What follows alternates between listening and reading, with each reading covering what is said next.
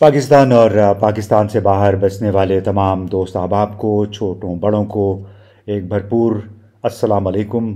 पाकिस्तान के दारुल हुकूमत इस्लामाबाद से, जहां आज भी बड़ा हंगामा खेज दिन रहा। साबिक वज़ीर आज़म इमरान खान के लिए बहुत बड़ी रिलीफ का दिन था। न सिर्फ उन्हें कादिर ट्रस्ट केस में 2 हफ्ते की हिफाजती ज़मानत मिली, बल्कि इस्लामाबाद हाई कोर्ट ने कमाल ही कर दिया। तकरीबन तमाम मुकदमात में जो इस्लामाबाद में उनके ख़िलाफ़ दर्ज थे, वो उसमें उन्होंने ज़मानत उनकी कबूल कर ली। कहा गया कि 17 मई तक उन्हें किसी भी मुकदमे में ना गिरफ़्तार किया जाए। बड़ा सस्पेंस था, लेकिन ऐसा लग रहा था कि जो बैरूनी ज़मीनी हक़ाइक़ हैं, जज भी शायद उससे लाताल्लुक़ नहीं रह सकते। तो इस लिहाज से बहुत बड़ा दिन था। नैब का जो रिमांड हासिल दिया गया था नैब की कस्टडी का, वो भी अब ख़त्म हो गया है। यानी उनको 8 दिन को ग्रिल किया जाना था नैब के जो तफ्तीशकार हैं उनकी तरफ से, लेकिन वो सिलसिला भी अब ख़त्म हो गया। और इस तरह ऐसा एक तासुर ये पैदा हुआ कि तमाम अदलिया भी अब इमरान खान को एक लाडले के तौर पे ट्रीट कर रही है। ये वो दावा था जो वफाकी वज़ीर राना सनाउल्लाह ने किया। ये वो बात थी जो वज़ीर आज़म शहबाज शरीफ ने काबीना के इजलास में बाकायदा तौर पे एक तवील ख़िताब में कही, और उन्होंने बार बार लाडला और मंजूर नज़र, और फिर एक और जो इस बात सामने आई वो थी कि एक बहुत बड़ी महाजराई होने जा रही है। एक तरफ PTI बमुकाबला फ़ौजी इस्टैब्लिशमेंट है, और दूसरी तरफ वफाकी हुकूमत यानी PDM की तमाम जमातें अब सफ़ारा हो गई हैं सुप्रीम कोर्ट के ख़िलाफ़, क्योंकि बार बार जो सिंध असम्बली में, आज वफाकी काबीना में, और बाद में दिन भर टेलीविज़न पे भी जिस अंदाज़ में सुप्रीम कोर्ट और इस हाई कोर्ट के हवाले से बात हुई, तो उसमें यही लग रहा है कि आइंदा दिनों में ये महाजराई मज़ीद शिद्दत इख्तियार कर जाएगी। और दरअसल 11 मई और 12 मई इमरान खान के लिए इस लिहाज से काफ़ी सूदमंद रहे कि पहले सुप्रीम कोर्ट ने नैब के केस में उनका रिमांड ख़त्म किया, उनकी रिहाई का हुक्म दिया, और आज फिर इस्लामाबाद हाई कोर्ट ने उससे एक कदम आगे जाके तकरीबन तमाम मुकदमात में उनकी, भले वो कुछ दिन के लिए है, लेकिन ज़मानतें कबूल कर ली। और इससे ये साफ ज़ाहिर हो रहा था कि अदालतों को भी समर का एहसास है। इस्लामाबाद हाई कोर्ट के जिन जजों ने, जिनमें खातून भी शामिल थी, उन्हें भी ये एहसास है कि जिस अंदाज़ में इमरान खान के ख़िलाफ़ केसेस बनाए गए, जिस अंदाज़ में उनको एक से दूसरी अदालत में घसीटा जा रहा है, उससे ख़ुद पाकिस्तान के अदालती निज़ाम पे भी बहुत बड़े सवालिया निशान उठ रहे हैं। अब ज़ाहिर है ये कोई मुस्तकिल रिलीफ नहीं है इमरान खान के लिए, लेकिन कम से कम जो जज्बात और एहसासात उभरे थे 9 मई को उनकी गिरफ़्तारी के बाद से, उसमें थोड़ा सा एक ठहराव आ जाएगा, और आवाम को, बल्कि उनके जितने भी चाहने वाले हैं, उन्होंने सुख का सांस लिया। और ख़ास तौर पे अल-कादिर ट्रस्ट केस के हवाले से जो सवाल जवाब हुए, ख्वाजा हारिस उनकी तरफ से पेश हुए थे, इमरान खान की तरफ से ख्वाजा हारिस, शुएब शाहीन और डॉक्टर बाबर अवान, ये 2 मुख्तलिफ़ केसों में पेश हुए। तोशाखाना का केस भी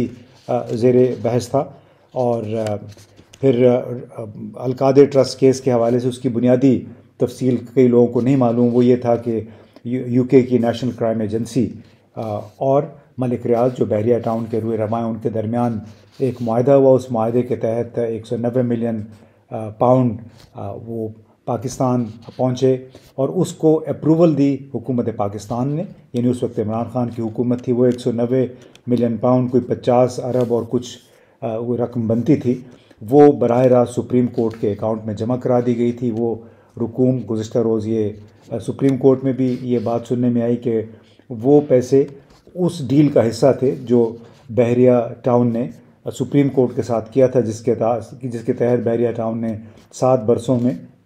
कोई 462 अरब रुपए अदा करने थे हुकूमत पाकिस्तान को। तो उस वक्त वो जो पैसे आए वो सीधे सुप्रीम कोर्ट के اکاؤنٹ میں چلے گئے. ان دنوں اٹارنی جنرل انور منصور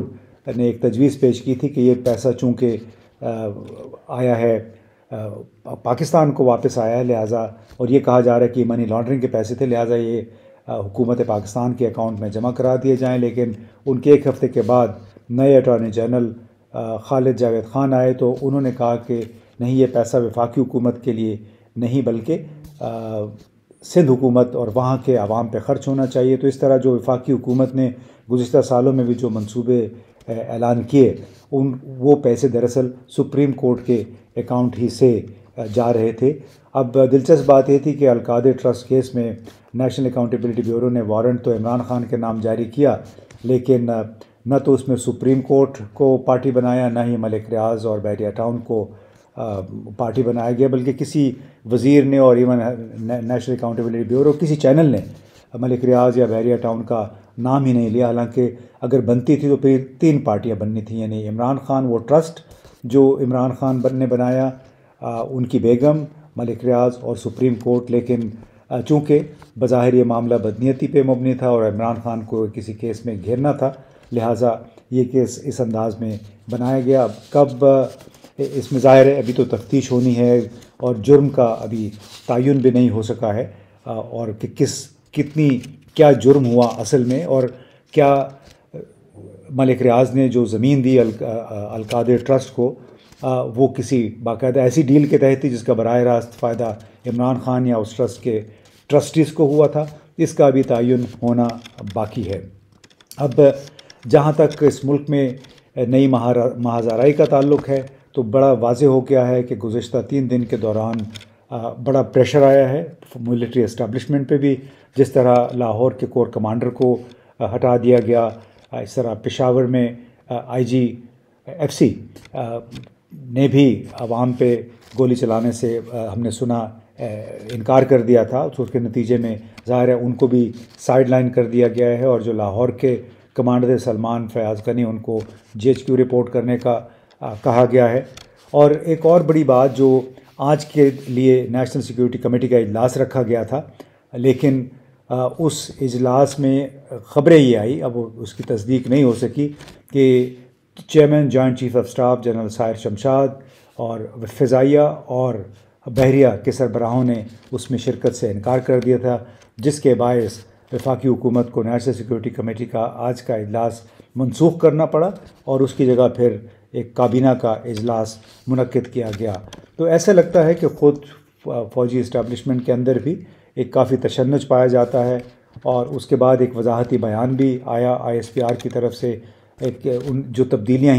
ہوئی ہیں لاہور میں، پشاور میں، بہاولپور میں، ان کے حوالے سے ایک وضاحتی بیان تھا. تو اس سے بھی ظاہر ہے کہ لگتا ہے کہ وہ پریشر کوئی بلڈ اپ ہوا ہے، اور خاص طور پہ جس طرح کور کمانڈر لاہور نے بجائے مظاہرین پہ گولی چلانے کے، ان کو ایک ویڈیو سامنے آیا، ان کو سمجھانے کی کوشش کر رہے ہیں کہ آپ یہ کام نہ کریں. تو بہرحال ان کے ساتھ اب کیا ہوتا ہے وہ تو ابھی دیکھنا باقی ہے. لیکن یہ لگتا ہے کہ پاکستان کے اندر اب ایک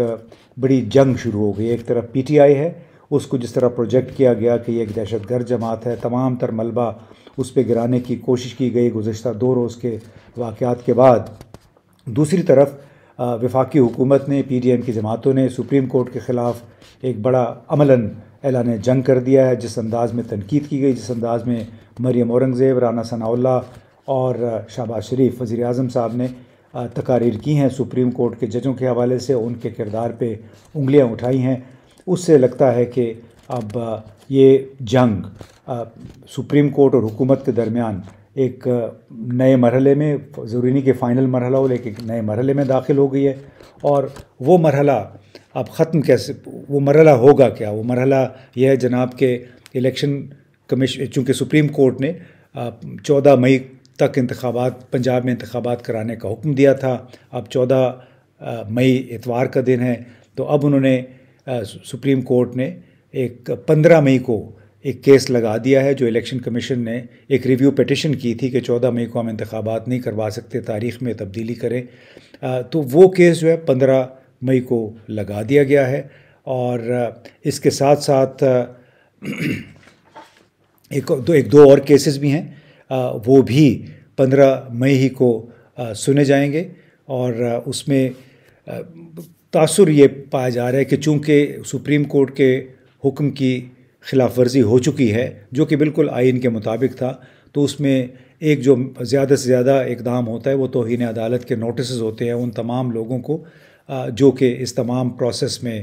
شامل ہوتے ہیں، جو سمجھے جاتے ہیں کہ وہ ٹیم کے سربراہان ہیں اور انہی کی وجہ سے انتخابات میں تاخیر ہوئی ہے۔ تو اب ایسا لگتا ہے کہ یہ نیا میدان جنگ سجے گا 15 مئی یعنی آئندہ پیر کے روز سے حکومت اور سپریم کورٹ کے درمیان، اور اس دوران عمران خان بھی پھر 17 مئی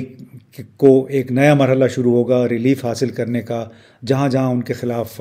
مقدمات ہیں۔ تو اب دیکھنا یہ ہے کہ یہ تمام صورتحال آئندہ 2-3 دنوں میں کیا رخ اختیار کرتی ہے، کیونکہ حکومت بہرحال حکومت خاص طور پہ رانا ثناء اللہ اس بات پہ تلے ہوئے کہ عمران خان کو ہر ضرورت پڑی تو اگر ان کو گرفتار کرنے کی ضرورت ہوئی تو ضرور گرفتار کیا جائے گا۔ ان کے دوسرے ساتھی عمران خان کو ضرور جیل میں دیکھنا چاہتے ہیں، لیکن پھر ملک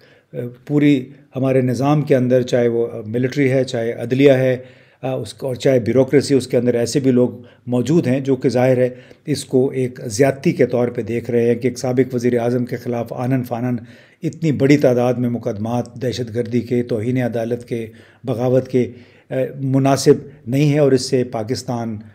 کی بڑی بدنامی ہو رہی ہے۔ اور جیسے میں نے کل بھی کہا تھا کہ گزشتہ 2-3 دنوں کے دوران انٹرنیٹ سروسز بند ہونے کی وجہ سے پاکستان کو کم از کم 15 ارب روپے کا نقصان ہوا ہے۔ اس نقصان میں سیلولر کمپنیاں، موبائل کمپنیاں شامل ہیں، اس کے ساتھ ساتھ جو ڈیلیوری بوائز ہیں، فوڈ پانڈا جیسے جو ہوم ڈیلیوری سروسز ہیں، وہ رائڈرز بیچارے بیکار ہو گئے، موبائل کمپنیاں، پھر پوائنٹ آف سیل ان ریسٹورنٹ کے ذریعے جو FBR کو آمدنی ہونی تھی وہ آمدنی نہیں ہو سکی ہے۔ ہو سکتا ہے وہ 3 دن کا جو مجموعی طور پہ وہ نقصان بھی 57 کروڑ کے بجائے 75 کروڑ پہ پہنچ جائے۔ تو اتنا بڑا نقصان ہو رہا ہے، اور ایسا لگ رہا ہے کہ صرف ایک شخص یعنی عمران خان کو فکس کرنے کے لیے، اس کو جیل کی سلاخوں کے پیچھے دیکھنے کے لیے، اپنے انتقام کی آگ کو ٹھنڈا کرنے کے لیے پاکستان کے اتنا بڑا نقصان ہو رہا ہے، اتنے لوگ بے روزگار ہو گئے، جو دیہڑی دار ہیں ان کو ظاہر ہے وہ روزگار سے محروم ہو گئے، ان کی پرواہ نہیں ہے، لیکن صرف پرواہ ہے صرف اور صرف عمران خان کی کہ وہ کس دن جیل کی سلاخوں کے پیچھے جائے گا۔ کیا پاکستان کے 24 کروڑ عوام اس قسم کا سلوک ڈیزرو کرتے ہیں؟ کیا ہم یوں ہی 1980 اور 90 کی دہائی میں اسی منحوس چکر میں پھنسے رہیں گے؟ بہت بڑا سوال ہے جو کہ ہر روز ہم سے گھر کے اندر، گھر کے باہر، محلوں میں پوچھتے رہتے ہیں۔ اس کا جواب ہمارے پاس نہیں ہے، اس کا جواب ہمارے حکمرانوں کے پاس ہے۔